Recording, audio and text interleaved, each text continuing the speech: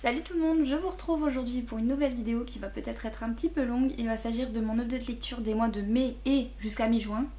Je voulais pas attendre la fin juin puisque j'ai quand même pas mal de lectures en fait à vous présenter. Donc du coup on va commencer tout de suite. Je ne sais pas encore si je vais séparer le mois de mai et le mois de juin, ça dépendra de combien de temps je parle et si c'est supportable pour vous. Quoique merci beaucoup aux personnes qui ont été assez courageuses pour regarder la vidéo des Imaginales et du dernier book haul qui fait je crois près de 35 minutes ou 40 minutes. Et donc certaines personnes ont réussi à aller au bout, donc merci beaucoup. Si vous voyez que je regarde vers le bas, c'est parce que je me réfère à mon petit carnet Gorgeous qui me suit depuis maintenant 2015. 2015 où je note toutes mes lectures puisque je participe en fait au challenge mensuel à moi 1000 pages qui est créé par Crouton. Donc Kevin passe par là, un grand coucou. Donc voilà, j'adore compter mes pages, je sais pas pourquoi, j'aime bien, c'est comme un petit objectif de lecture tous les mois. Je me mets pas la pression, quand je réussis c'est bien, quand je réussis pas, bah tant pis, c'est pas très grave, ça joue pas trop sur mon moral. Donc voilà, c'est juste un mini challenge que je me mets tous les mois. Donc j'arrête de parler, on va commencer tout de suite. Donc le mois de mai c'était le mois de la fantasy, j'ai lu quelques petites lectures en rapport, mais c'est vrai que pour une première édition on peut dire que j'ai pas du tout réussi le challenge. C'est pas grave, je réitérerai l'année prochaine s'il faut. Donc du coup le premier livre que j'ai lu au mois de mai c'est un petit livre des éditions du Chat Noir. C'est L'ours et la colombe, le tome 1 de la série Anna l'étoilée. C'est écrit par Ophélie Bruno et donc du coup c'est édité chez le Chat Noir. Les couvertures sont sublimes. Alors que dire de ce premier tome, puisque après juste après je vous parlerai du tome 2 que j'ai lu également. J'ai bien aimé. Ici on parle... je vais relire rapidement le résumé pour pas vous spoiler.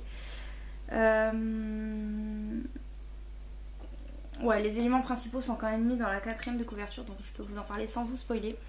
Donc on suit Anna Montagnès qui vit en Espagne, enfin qui vit normalement à Londres mais qui est de passage en Espagne puisqu'elle elle est sorcière. Et elle exerce le métier de praticienne occulte, donc elle s'occupe d'exorcisme, etc., etc. Donc il y a des personnes qui font appel à elle pour l'aider. Donc là en l'occurrence on a un dénommé Federico Ruiz qui fait appel à elle puisque il est en train de se battre en fait avec je crois son frère pour l'héritage en fait d'une maison de famille. Et il y a une des pièces où il ne peut pas rentrer puisqu'il y a un esprit qui l'en empêche. Et donc du coup il voudrait comprendre. Donc ça va être une histoire qui tourne autour de ça. On va apprendre à connaître Anna. Je bug un petit peu parce que c'est un petit peu lointain quand même. J'ai bien aimé, j'ai bien apprécié, ça se lit tout seul. J'ai beaucoup aimé le fait que ça se passe en Espagne puisque j'ai des origines espagnoles. Donc du coup voilà, c'était sympa de changer un peu le cadre. En général c'est souvent aux États-Unis que ça se passe, très peu en France, très peu par chez nous et très peu en Espagne. Donc là je suis super contente que ce soit en Espagne que ça se passe. La lecture c'était sympa, c'était pas du tout un coup de cœur, ça se lit voilà sans prise de tête etc. Voilà, c'est une bonne lecture mais sans plus qui restera pas forcément ancrée dans ma mémoire. Du coup j'ai enchaîné sur le tome 2, donc aussi très jolie couverture bien que je trouve que la position de la personne soit un peu bizarre je trouve. Ou je sais pas, c'est le visage. Il y a quelque chose qui me dérange dans cette couverture, mais les couleurs sont magnifiques, là-dessus on peut rien dire. Donc c'est toujours d'Alexandra Weback. Donc celui-ci je m'en rappelle vaguement. En fait je sais plus comment ça démarre. Donc ici, grosse déception pour ce livre. J'avais bien aimé le premier tome donc je me suis dit j'ai les 3 tomes dans ma pile à lire, je vais enchaîner puisque c'est des livres très très courts. Je sais plus combien de pages ils font, moins de 200 pages donc voilà ça se lit très très vite.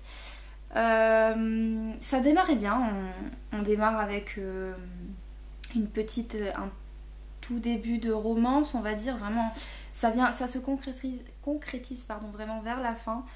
Après on a deux petites enquêtes en fait, deux petites pistes d'enquête qui s'ouvrent et malheureusement on part sur celle qui m'intéressait le moins. Finalement j'ai eu l'impression de me retrouver dans un épisode de American Horror Story. J'avais l'impression en fait de lire, de faire un mauvais rêve. Il y a plein de choses qui sont tellement absurdes Enfin, c'est pas que c'est absurde, c'est que... Enfin, je me suis ennuyée en fait. J'ai lu parce que je voulais finir le livre et que je me suis dit peut-être qu'il y aura une bonne surprise à la fin. Et finalement, ouais, ça l'a pas fait du tout, du tout, du tout. Je vous dis, ça m'a semblé un peu absurde. J'ai rien compris, j'ai pas compris l'intérêt de l'intrigue. Je suis désolée pour l'auteur si elle passe par là, mais j'ai absolument pas été bon public pour ce tome 2. J'ai le tome 3 dans ma palle, mais je ressors tellement mitigée et déçue de celui-ci que je suis pas certaine de le lire. Clairement, j'ai pas du tout apprécié ma lecture. Dommage. Ensuite, j'ai lu une BD. Le mois de mai, ça a été quand même sous le signe en fait des lectures graphiques. Donc je vous en avais parlé rapidement dans mon book haul. J'ai lu le tome 1 de Sorcière Sorcière, je crois que c'était de Joris Chamblin. Je ne peux pas vous le présenter, je vous mettrai une petite photo par ici ou par là, on verra. J'ai bien aimé, c'était une petite lecture très sympa. Peut-être un tout petit peu jeunesse, mais j'ai beaucoup aimé, j'ai eu l'impression de retourner un peu en enfance. C'était le genre de livre que j'aimais bien emprunter à la bibliothèque, donc j'ai beaucoup aimé et je pense m'acheter la suite. Ensuite, j'ai également lu une deuxième BD que je ne peux pas vous présenter. Il s'agit du tome 1 de Pepper et Carotte, c'était de David Revoy, je crois. J'ai adoré, c'était un gros coup de cœur pour les couleurs pastel, pour les petites anecdotes, les petites histoires qui se suivent ou non. En fait c'est sous forme de petits épisodes, ça dure 1 ou 2 planches et puis on change de sujet. J'ai beaucoup aimé les noms des personnages, la personnalité, les décors, les couleurs pastel. J'ai tout aimé dans cette BD et franchement c'est un gros coup de cœur. Donc je vous invite à découvrir si vous ne connaissez pas.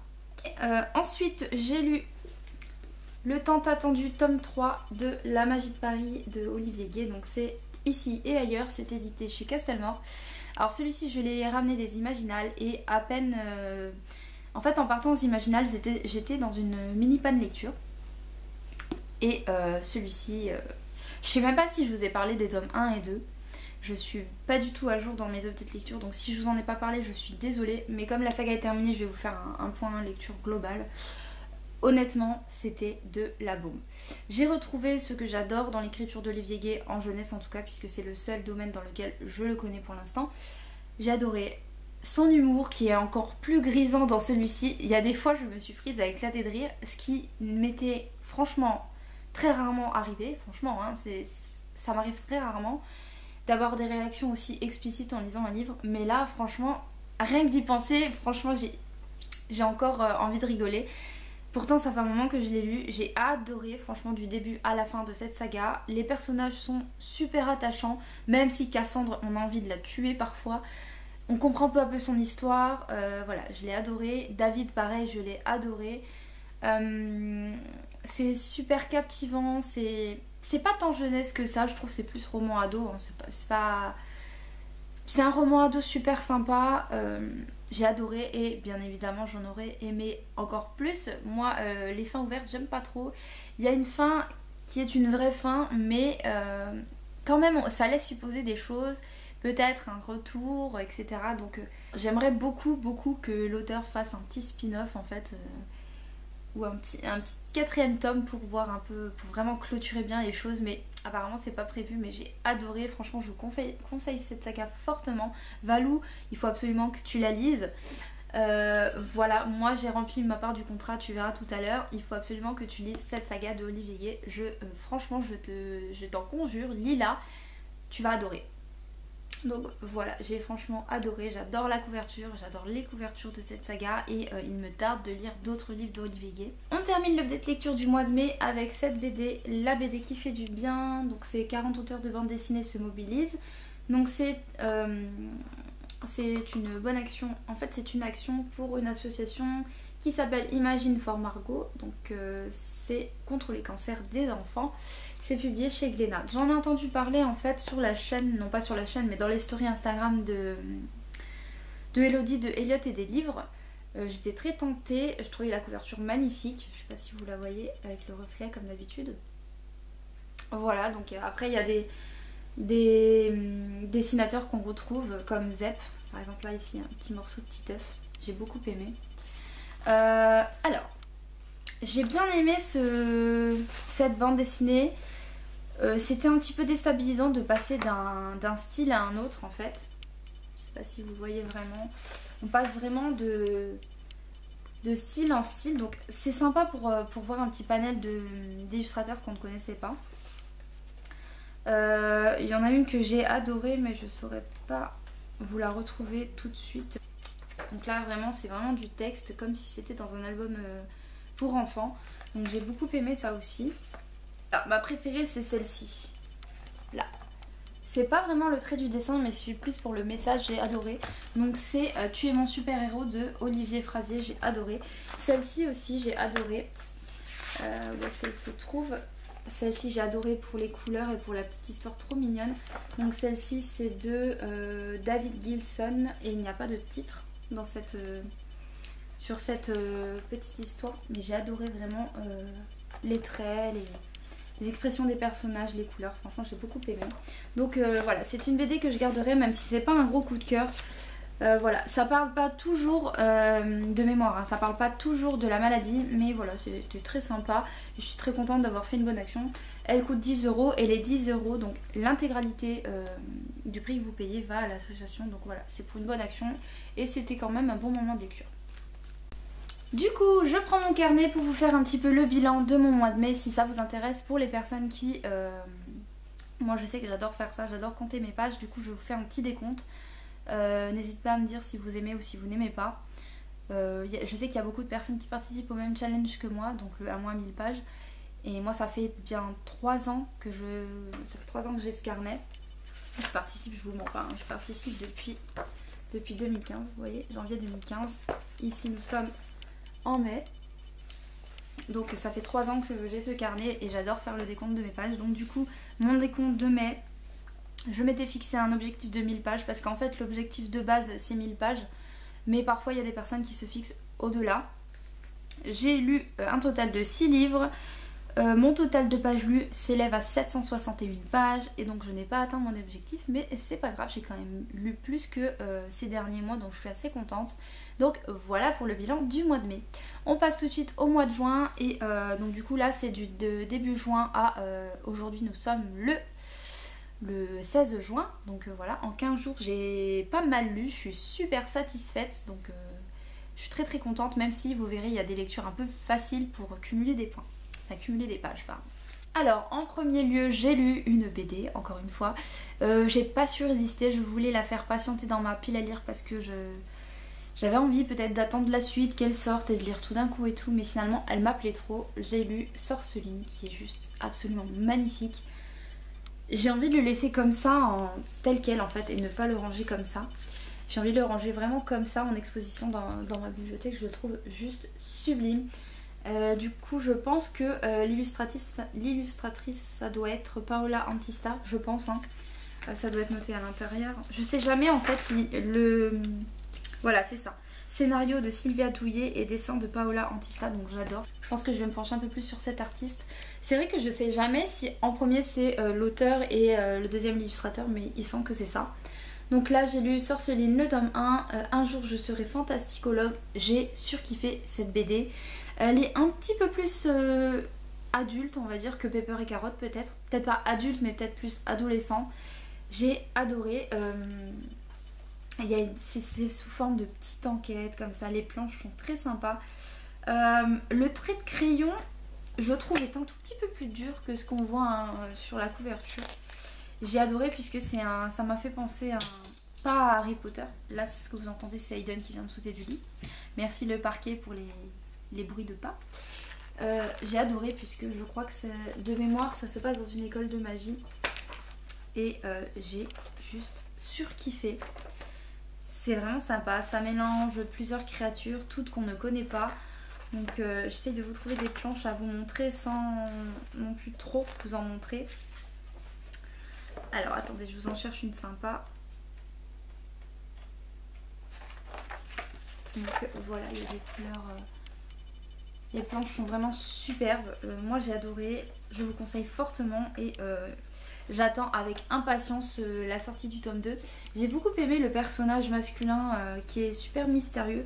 Je sais plus comment il s'appelle. Mérode peut-être. Je crois que c'est Mérode, mais là je trouve pas tout de suite maintenant. Mais en tout cas j'ai adoré, je vous conseille fortement cette BD, elle est juste sublime. Moi j'ai craqué parce que je l'ai vue sur la chaîne de Valou, Ville Tentatrice n'est-ce pas? et franchement c'est un gros coup de cœur, j'ai vraiment adoré. Ensuite j'ai lu un tout petit album, donc c'est un tout petit album que m'avait offert Valou puisqu'elle se débarrassait de certains livres qu'elle ne voulait plus. Et comme elle mettait d'habitude dans la boîte à livres, elle me les a proposés d'abord, donc voilà, c'est très gentil à toi, encore merci. Donc là c'était C'est moi le plus beau de Mario Ramos, c'est un tout petit album et c'est publié, alors je crois que c'est la collection Pastel et c'est pas la maison d'édition, je crois que c'est École des loisirs. Et donc c'est la collection Pastel.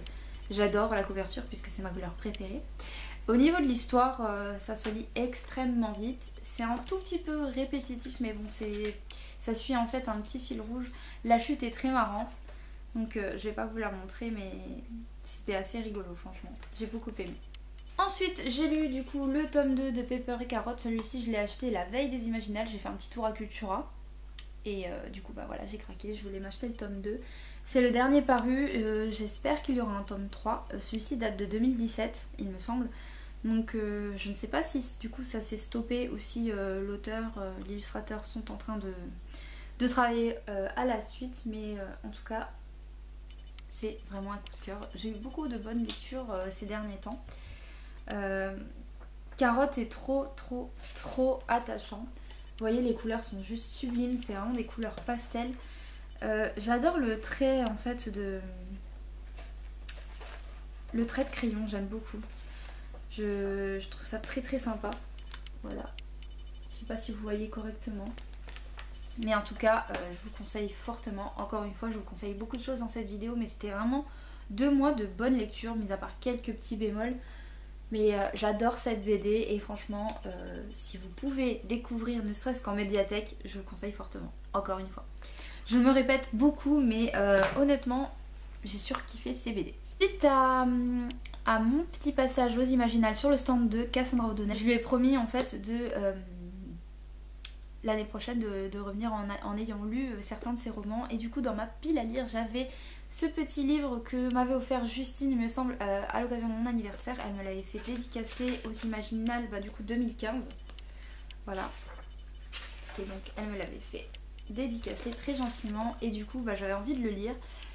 J'adore la couverture, je crois que c'est de Jérémy Fleury, voilà, Jérémy Fleury, donc j'adore son travail. C'est dommage qu'ils avaient collé cette pastille, cet autocollant qui gâche un peu la couverture, j'aurais aimé qu'elle soit derrière. Mais ça me sert en même temps de souvenir, je sais d'où il vient, je sais qui me l'a ramené, donc du coup voilà, je sais qu'il vient des Imaginales où Justine était allée.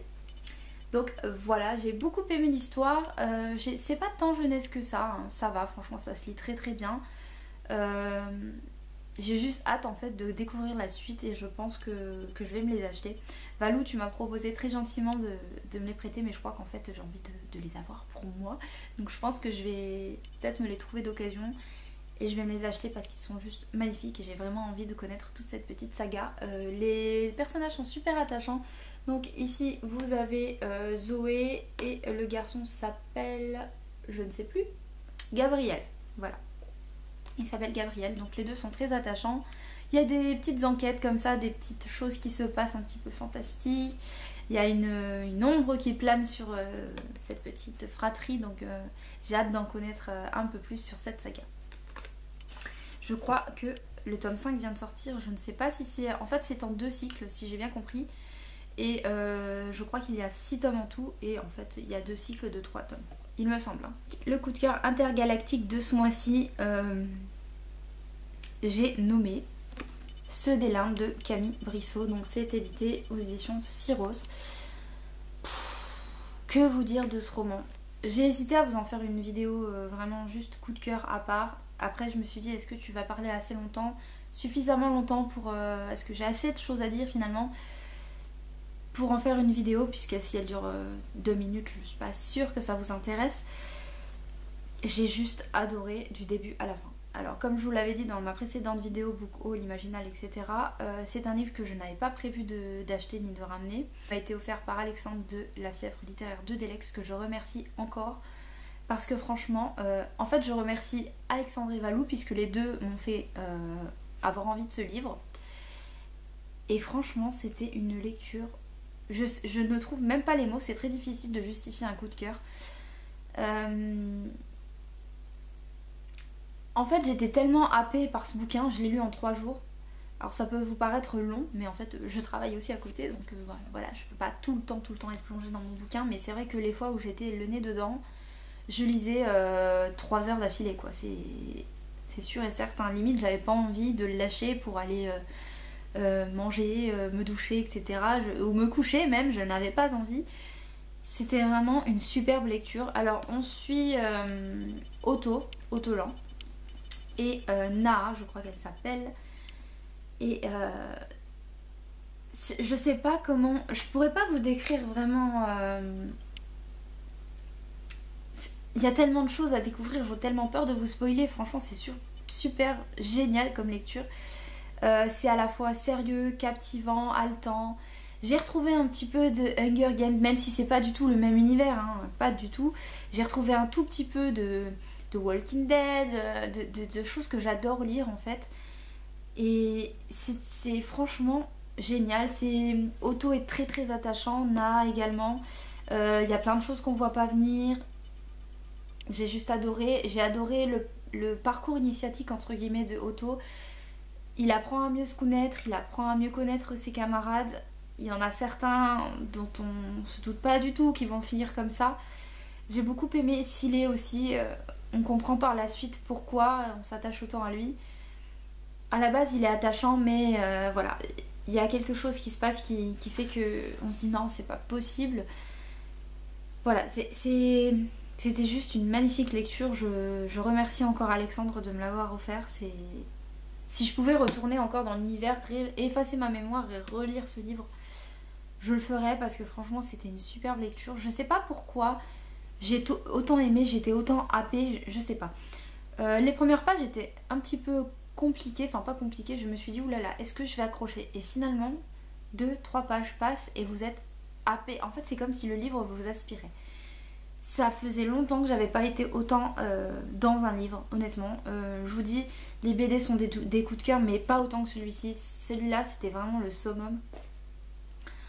J'ai juste adoré les personnages, j'ai juste adoré leur parcours, leurs péripéties, ce qui leur arrive, etc. Je peux pas dire que j'ai surkiffé parce qu'il y a des choses pas très cool qui leur arrivent. Mais voilà, je n'espère pas une suite, je pense qu'il est vraiment terminé. Mais j'ai du mal à trouver mes mots en fait, juste essayer de le trouver en médiathèque, d'occasion, où quelqu'un vous le prête, parce que franchement c'est de la bombe ce livre. J'étais vraiment à fond dedans. Je sais pas si ça vous est déjà arrivé, mais c'est ce genre de livre où vous êtes tellement à fond dedans que quand vous sortez, vous devez stopper la lecture par exemple pour aller faire à manger, vous en êtes groggy, limite limite comme si vous aviez bu en fait, je sais pas, vous en êtes groggy. C'est comme si vous étiez, votre esprit voulait pas se détacher, vous étiez encore dans ce livre. Et moi c'est vrai, c'est ce genre de livre où vous allez au travail et vous êtes encore avec vos personnages en fait. Vous pensez, vous avez déjà hâte de terminer la journée pour pouvoir retourner dans l'univers. Donc franchement, chapeau à Camille Brissot. J'ai juste surkiffé cette lecture et je pense que je vais me pencher sur les autres écrits de l'auteur parce que franchement j'ai juste adoré du début à la fin. Donc je vous conseille fortement ce roman. Si vous deviez retenir qu'un seul livre à lire dans tout cet update lecture, ce serait celui-ci, je vous le conseille fortement. Et si vous l'avez lu, n'hésitez pas à venir m'en parler en privé ou en commentaire, mais sans spoiler les autres s'il vous plaît. Parce que franchement c'est de la bombe cette lecture. Je ne cesse de me répéter, mais je l'ai adoré et il va rester longtemps dans mon esprit, dans mon petit cœur. J'ai juste adoré. Franchement, merci Camille Brissot et merci Alexandre pour ce super moment de lecture. Donc voilà, nous arrivons à la fin de cette update lecture qui sera peut-être ou pas en deux parties, je ne sais pas. Je vous fais pas le bilan du mois de juin niveau page puisque nous sommes seulement le 16 pardon. Donc du coup j'ai encore le temps de lire quelques pages. Voilà, je suis super contente de tout ce que j'ai lu ce mois-ci et le mois dernier. Voilà, si vous deviez retenir quelques bouquins vraiment que je vous conseille fortement, ce serait évidemment ceux des limbes, je me répète mais vraiment. La magie de Paris, vraiment. Et voilà, c'est vraiment mes deux gros coups de cœur de ces 2 derniers mois de lecture. Je vous souhaite de très bonnes lectures, j'espère qu'on se retrouvera très bientôt en vidéo. N'hésitez pas à me dire un petit peu ce que vous lisez en ce moment en commentaire, ça me fera plaisir de discuter avec vous et je vous dis à très bientôt pour une nouvelle vidéo. Salut!